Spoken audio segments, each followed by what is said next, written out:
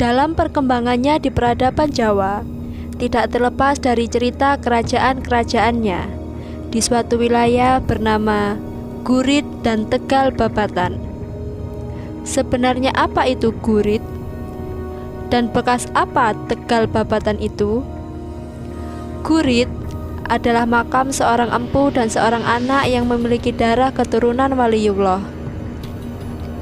Empu Ranggawarsita adalah seorang raja pertama Demak Bintoro yang bernama Sosrodirojo. Istrinya bernama Nimas Ayu Kumalasari.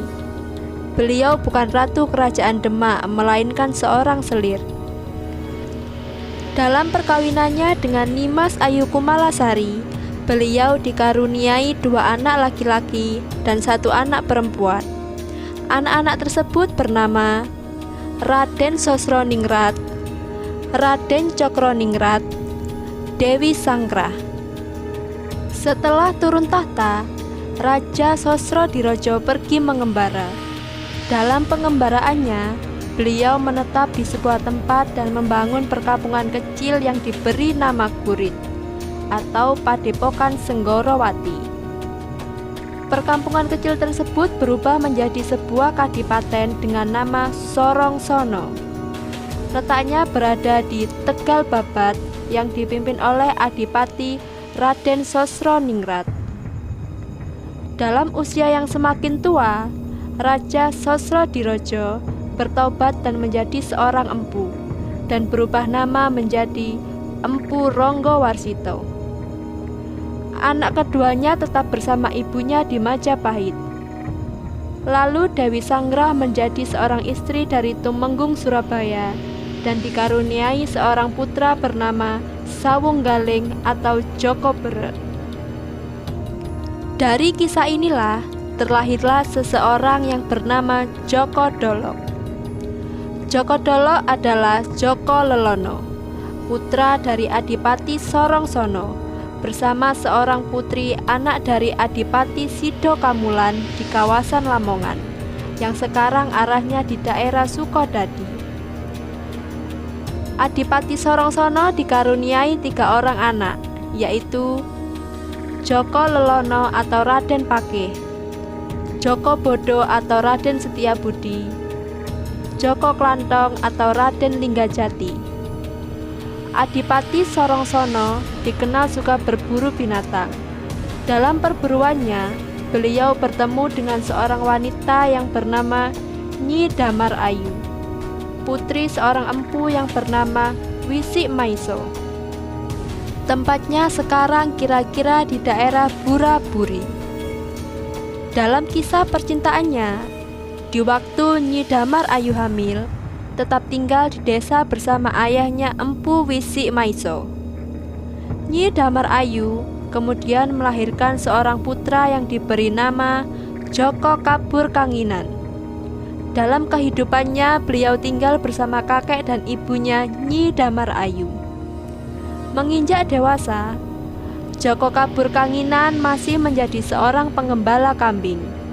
Ketika menggembala kambing, ia diberi kakeknya pecut yang diberi nama Cemeti Sodolanang. Pecut tersebut tidak boleh lepas atau terpisah dari badannya. Dalam pengembalaannya, beliau bertemu dengan seorang pemuda yang bernama Joko Lelono, anak dari Adipati Sorongsono. Rupanya Joko Lelono mewarisi tabiat jelek dari ayahnya. Ketika Joko Lelono melihat pecut yang dibawa Joko Kabur Kanginan, ia ingin memiliki pecut tersebut. Tetapi Joko Kabur Kanginan teringat pesan kakeknya bahwa pecut ini tidak boleh pisah dari tubuhnya. Namun, Joko Lelono tetap memaksa dan bertarung dengan Joko Kabur Kanginan. Akhirnya, Joko Kabur Kanginan mau memberikan pecut Cemeti Sodolanang dengan satu syarat, yaitu Joko Lelono diajak adu kekuatan mengangkat tubuhnya masing-masing. Joko Lelono tidak kuat mengangkat tubuh Joko Kabur Kanginan. Lalu bergantian dan Joko Kabur Kanginan kuat mengangkat Joko Lelono. Tetapi setelah diturunkan, Tubuh Joko Lelono diam dan tak bergerak lalu berubah menjadi batu. Melihat kejadian itu, sang adipati marah dan memanggil Joko Kaburkanginan untuk dihukum. Tetapi sang ibu Nyi Damar Ayu berangkat meminta bantuan Resi Ranggawarsita ke Kadipaten. Betapa terkejutnya Adipati Sorongsono melihat anaknya bersama wanita yang pernah dikenalnya. Ternyata Nyi Damar Ayu adalah istrinya sendiri. Ringkas cerita, sang ibu menceritakan bahwa Joko Kaburkanginan adalah putranya sendiri. Kemudian Adipati Sorongsono melepaskan Joko Kaburkanginan. Adipati Sorongsono berniat memboyong istri dan anaknya untuk tinggal di Kadipaten. Namun mereka tetap memilih tinggal di desa. Setelah peristiwa tersebut, patung Joko Lelono dibawa ke tempat Resi Ranggawarsita dan diubah nama menjadi Joko Dolok. Secara tiba-tiba, patung tersebut berubah menjadi emas. Setelah kejadian itu, Resi Ranggawarsita meninggal dan prahara Gunung Merapi datang dan menghancurkan segalanya. Kadipaten Sorongsono yang dulunya megah dan terkenal sangat kaya menjadi hancur dan porak-poranda. Penduduk pun menjadi korban dan sekarang dikenal dengan sebutan Tegal Babatan. Masyarakat yang masih hidup mencari kehidupan ke daerah yang aman termasuk Joko Kaburkanginan. Ia lari ke daerah utara dan menjadi perampok yang ganas namun hatinya sangatlah baik. Suatu hari ia mendapati anak gadis yang masih hidup. Ringkas cerita, gadis tersebut dijadikan istri. Lalu Joko Kaburkanginan bertaubat menjadi seorang empu dan mengubah namanya menjadi Danu Rekso. Dalam perkawinannya dengan gadis tersebut, ia dikaruniai anak perempuan bernama Nimas Ayu Setioningrum. Waktu pun terus berlalu dan zaman pun berubah.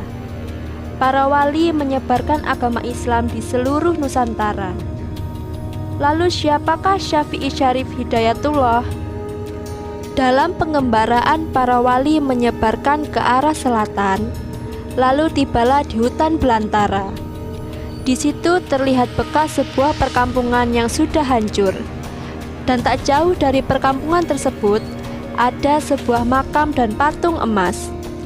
Para wali berpikir untuk menghidupkan perkampungan tersebut. Ketika para wali bermusyawarah, mereka teringat sosok Danu Rekso. Akan tetapi beliau sudah meninggal dan hanya tinggal cantriknya yang bernama Rekso Jati bersama istri Danu Rekso, Nyi Lincing Kuning, dan anaknya yang bernama Nimas Ayu Ningrum. Para wali memutuskan untuk menjodohkan Nimas Ayu Ningrum dengan putra Kanjeng Sunan Muria yang bernama Syafi'i Syarif Hidayatullah. Selama hidupnya, ia hanya ditemani oleh Rekso Jati, bertempat di dekat sungai yang sekarang menjadi hutan jati. Kok sampai ke sini? Karena apa? Waktu di sini ada peradaban, itu ada namanya Eyang Danu Rekso. Eyang Danu Rekso itu punya putri namanya Nimas Ayu Setioningrum, ya.